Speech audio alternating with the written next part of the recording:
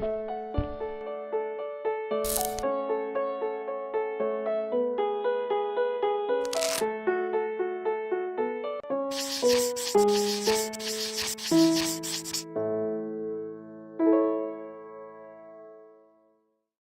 said this before, I have 7 children, 11 grandchildren, and I want them to be close by. I want them to find a job in Anderson County so I don't have to travel the world over to see them.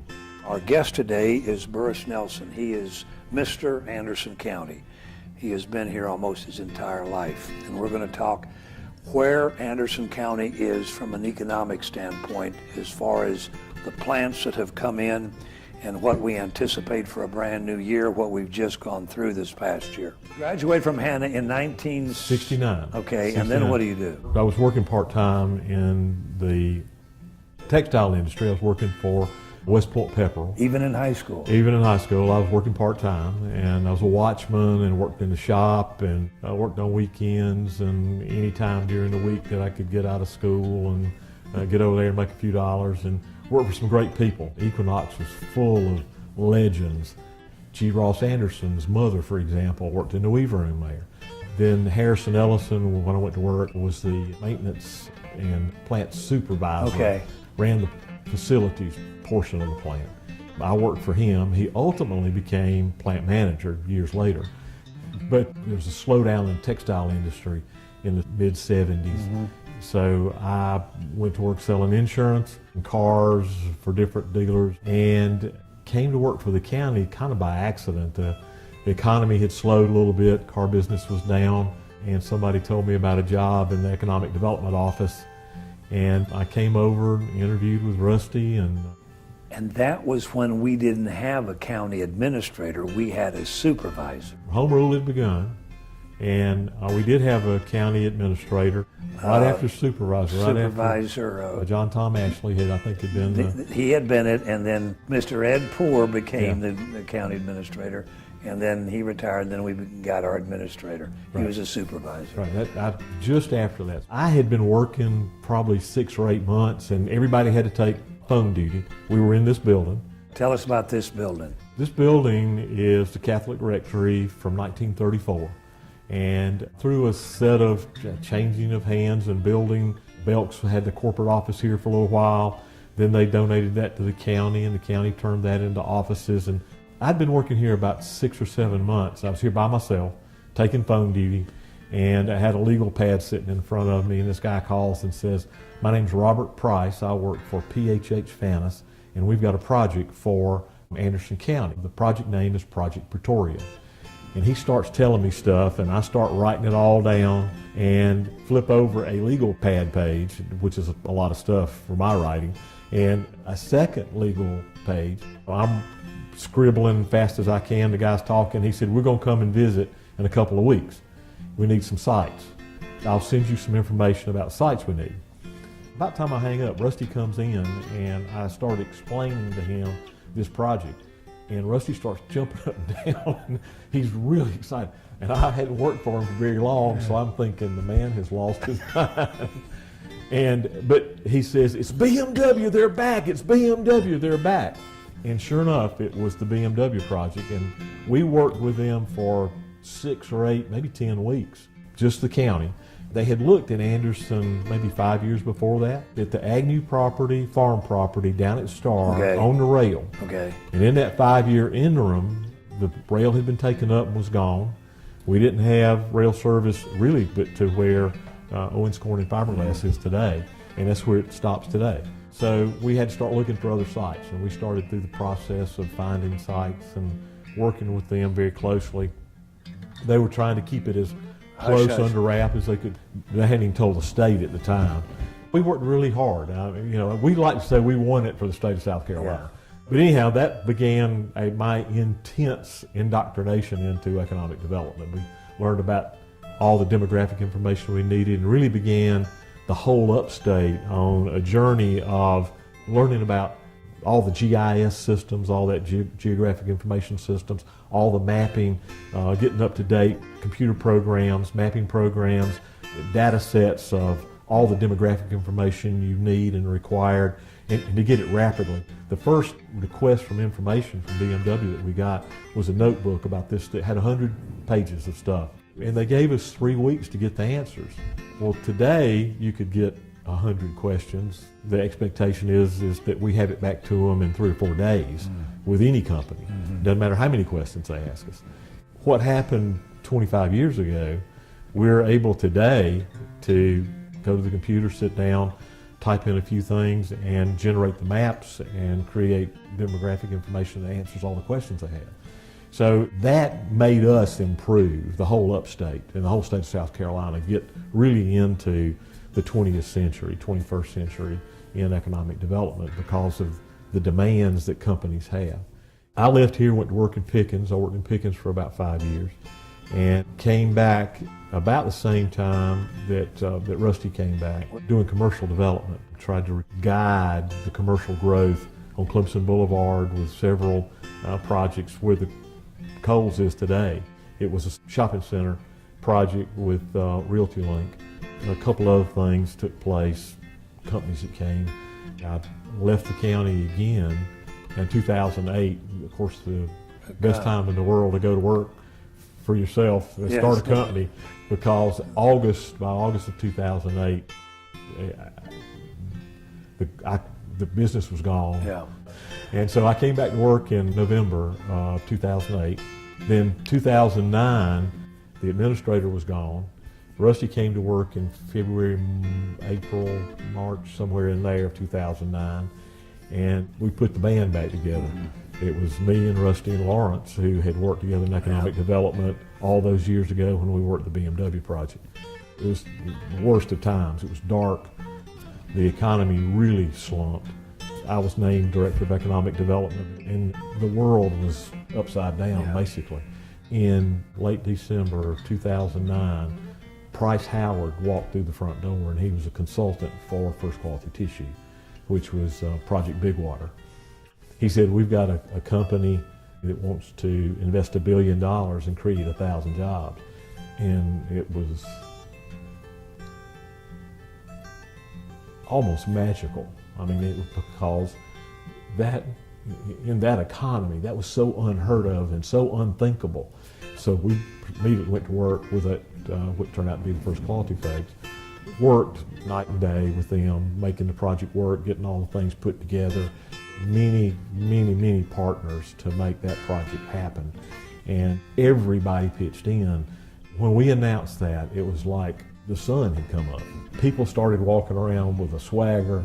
Attitudes were different. People had smiles on their faces because people realized the economy was turning and that we were getting ready for better times. We ran through a whole series of announcements and growth, 60 announcements through this year. What are they doing out there now as far as fulfilling their end of the bargain? When they first came, they needed a lot of water. That's why it was called Project Big Water. They needed somewhere in the neighborhood of 10 million gallons a day, or that was their estimation when they would get to full production with 4 tissue lines. And so we started trying to figure out how to make that happen. We went to the water companies and to the Anderson Joint Regional Water Authority, Scott Willett and those folks, and they started working with us trying to figure out how we were going to be able to meet that. They had a withdrawal permit from the Corps of Engineers that allowed them to put in another withdrawal point as well as another 20 million gallons a day of withdrawal from Hartwell. Before anybody panics about 20 million gallons a day, if they drew 20 million gallons a day out, it would be at full pool. That's 1/16 inch of level a day, of lake level. They're using about, when they get this 4th tissue line in and operational, when that time comes, they'll use about 7 million gallons a day. 2018 was a banner year for Anderson County and the announcements that your department was able to make as to who wants to come to Anderson County. They included who? Well, actually last year, 17 was the big year. Okay. We had Arthrex last year. That's right. It's another company that's going to create 1,000 jobs and likely many more. Bosch announced 150 million last year, Electrolux 220 million. Both of those were expansions. When Rusty and I started, and Lawrence and I started back in 2008. Our county average wage was $13.98 an hour. And surrounding counties were dollars more. So we knew then that we needed to start looking for companies that had high skill sets, high pay. We needed to raise the hourly wage rate. And when people talk about the incentive packages that we offer, sure, we offered first quality a lot, but we were in a place where we needed that company to come here. And so we were as open and generous with them as we knew how to be, and within the bounds of good sense.